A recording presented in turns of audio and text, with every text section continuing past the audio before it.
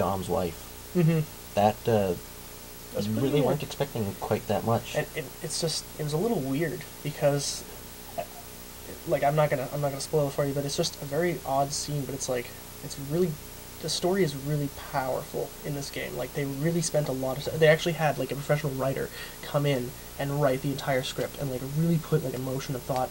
And sometimes, There's actually, depth to the characters now. yeah, but a lot of times the dialogue is really cheeseball. Like, it's really out of place, but it's still, it fits. Yeah. And the action is just like really visceral, just like throwing your body up against like a barricade, shooting over it, you know, just like taking one of those guys as a meat shield and just like popping him with your handgun, Oh, yeah. and like, you know, shoving the chainsaw right in his ass and like, you know, splitting him apart. I mean, just blood everywhere, and it just like cakes on the screen. It's like, My biggest gripe though, Epic Studios. What the hell? Why do you keep killing Carmine? He's a good guy. I love Carmine. He's my favorite character in the first one. They killed him off right away. Carmine's clearly one of those characters that just has to die. It's like Kenny from South Park. But it's Carmine. Carmine's a good comic relief. He He's was. support. He's He was a good character. I thought the lovable dumbass. it was funny after he actually got eaten by the worm, and then he was still alive. Well, he was alive for a while, He's but getting torn apart and he's still fighting them off. yeah, Yeah. he's a tough guy. But they just lay the boots to him. Oh yes. I didn't even get that far in the first one, but like in the second one, he unfortunately bit it. Yeah. But I mean, Well, it's a fantastic game. You have to, like, if you own a 360, you have to play it. And there's no point in not. And that, like, the multiplayer is fantastic. Horde mode. Horde mode is ridiculous. phenomenal. Trying to hold out in a small, blown-out house with your friends, trying to survive. Each wave, they're sending more and stronger enemies, or in some cases, they're sending more and more wretches at you, which are the smallest, most irritating things I've seen. Little bombs on the back. Oh no, not those guys. Oh, The okay. tickers. Yeah, Those are the tickers. tickers. The Tickers wretches are- are the little ape-like guys jumping Tickers over are cover. bastards because they'll come right up to you and you can't shoot them because they'll blow up. But if you just leave them, they're gonna blow up. So you don't really have anything to do. You just like run, but they can run almost as fast as you.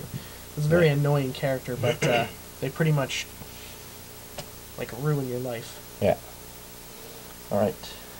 So you're Alright. you're number 2, My number 2. which is actually my number 1. So you might Yes. as well talk about it together. Fallout 3. Not much you can go wrong with this game, really. No. I was a big fan of the series when it was on the PC, with Fallout and Fallout Tactics series. I didn't like Tactics. I thought Tactics was really stupid, but I loved Fallout and Fallout 2. Yeah. What else? Oblivion. I'm a huge fan of Bethesda and their previous games, the Elder Scrolls series with Daggerfall, Morrowind, and Oblivion. Bethesda can't do any wrong. No. They just like, Every RPG they touch is just gold. this company knows how to make games. That's what they do, and they just do it so well. It's, again, the sandbox games you can't go wrong with. Just having the option to be the nice guy, be the bad guy, be the guy who doesn't really care either way is empowering, really. You just Mhm. you can control the fate of an entire town in this game, or entire towers. It's definitely my favorite game of 2008, Yeah. bar none. The Like, VAT system, VATS is the unreal. VAT is just entertaining. Best, favorite thing of it, just get the biggest, most obscene guns, like the Gatling laser, and use it in VATS. Yeah, and just It's- like target a guy's wrist. It's just fun. Yeah. Slow-mo, dynamic camera angles, pumping out 50 billion laser rounds. Yeah, it's It's- like, or even using the Fat Man in VATS and getting like the shell just flying through the air and then hitting a guy square in the chest, and it's like a mini nuke, and it's just a raider, and it just blows him apart. You see him 1 second and he's gone, and then there's just a mushroom cloud and radiation left over. Yeah. And there's so much to explore in this game. Like they've, I don't even think Oblivion is even close to the size of Fallout. It's just there's so much to do. Unfortunately, sometimes it does get a little bland, Yeah, being and all brown and gray and sometimes it's like almost a little bit depressing. Just keep walking around and like going back through vaults after vaults and like just buildings that are just blown apart by atom bombs and stuff. Yeah. But and there's like not only that, there's so many cool characters to interact with, like all the time. and the hidden gems in the desert. Yes. Just yeah. coming across a random, seemingly harmless oasis, Yeah. and finding out there's a unique version of a hunting rifle or a Chinese assault rifle kicking around, and it's There's like so many aspects of this game that we can't even like begin to like. We'd have to like devote an entire show just to talking about Fallout 3, which Yes. I could do, by the way. I could like I would love to maybe do later that in the future.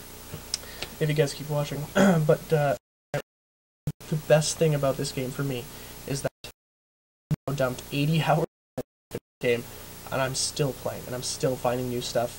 And now with the DLC, like, I just downloaded the Anchorage, Alaska DLC. It came out, I think, a couple weeks ago. I haven't played Xbox in a while, but Yeah, it came out about a week and a half ago. yeah. And it just adds even more to the game. And I mean, given I think that a lot of people might complain that the DLC doesn't actually add a new location to the map per se, it just sort of like opens up another underground portion, and then it puts you into like a simulation. But it's still really fun, and it adds a whole new dimension to the game. Plus, not only that, like new armor, new weapons, new achievements, and I'm an achievement whore, so like I'll play it. Anybody with an Xbox Live account is an achievement whore. Yeah, as soon as you get like that first 10 achievements, you're like, I can keep getting these.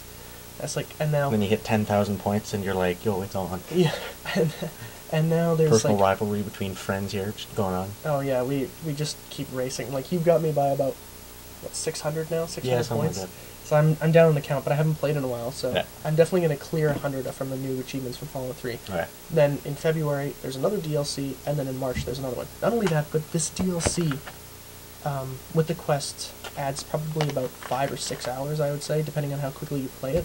But it's only 800 points, and that's like, just a steal. That's a deal. Yeah. You cannot beat that. $10. Yeah. Yeah. Like, you'd be crazy not to. Right. But anyway, his number 2, my game of the year 2008, bar none. If on any platform, if you got PS3, buy it. If you got Xbox 360, buy it. If you got a PC, buy it. Make sure you have a good PC, but if you can play it, just buy it. And now, Tom's number 1, which I thought was Jeff's the biggest gripe. dumbest game ever. Call of Duty World at War. Boo Earns. I was surprised with this game. I was looking at Getting it. sprung for the friggin' I Have No Life edition with the I have a flask. Nice little flask. Call of Duty flask, crazy tin case. You can zoom in on that one. Nice Call of Duty flask. Fortunately, it's sealed. You can't actually drink from it, which kind of sucks. But, no, it was, I was hesitant about it at first. I was like, ooh, Call of Duty, it's World War II again. So hesitant, in fact, he spent $100 on the limited edition. Hey, you know what? I had the opportunity, and after reading about the game and seeing what they had done with it, it was pretty good. What did they do with it, by the way? Other than steal. Your biggest gripe is they used Infinity Ward's Unbelievable engine. Call of Duty 4 engine. Yeah. The engine that's like probably one of the most addictive gameplay engines I've ever seen in my life. Yep. It would definitely rival the Unreal Engine for sure. Alright. But yeah. Started reading about the game, what all they were doing with it. And it just started blowing me away with it. They had, like, the music is the best they've done in the series. Music is fantastic, I gotta agree. From what The I've played, the music is fantastic. Storyline, well, I mean, can't really make a very inventive storyline for World War II. It's Not anymore. You either tell the truth or you don't. I'm pretty sure World War II has been raped so hard that if there's another World War II game in 2009 by October, there's just no hope for FPSs anymore. There's only so many times you can kill Hitler. I don't know, but the multiplayer is where it's really at in this one. It's so much more difficult. It requires so much more challenge to it. Using a bolt-action rifle is so much different than a semi-auto or, full auto M16 or M4. It requires more challenge to place your shots. The vehicles, they add a new aspect. Sometimes those tanks can be a real pain in your ass. Other times they'll win the match for you. It's phenomenal. The dogs, they replaced the helicopter, the 7-kill bonus. They replaced the helicopter, for obvious reasons, with packs of ravenous dogs. And That's actually pretty cool. The dogs from Call of Duty 4, when you were in the Ukraine and stuff like that, that was a really intense moment because they were hard to shoot. And then when they got on top of you, you had to be quick on the trigger to actually snap their neck. And then you don't even get that option in this one. Oh, you don't? Nope. If So- it hits you twice, you're dead. Once, you're dead. Well, that sucks. Yeah. That really sucks. My biggest gripe about this game is the fact that it's They're just... milking World War II. Well, not only that, but it's purely, like, did Treyarch do anything? But, like, here's my honest you opinion. can't complain, though. The engines get passed around in the game developing field. They do, but, like, a testament to the game would be, like, I would say, like, add something of your own. There's no gameplay element that is different from Call of Duty 4. True, Like, it's true. just a different skin, a slightly, like, a different story because it was World War II. They fixed And- the bugs essentially that were on COD Yeah, 4. and a weapons pack. The multiplayer is exactly the same. You still get perks, you still get leveling and all that stuff.